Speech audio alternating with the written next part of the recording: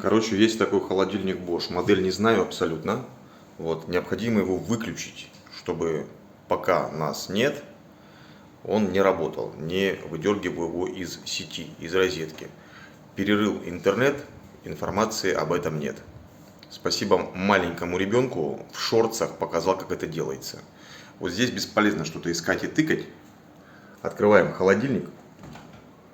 И вот тут вот наверху есть кнопка.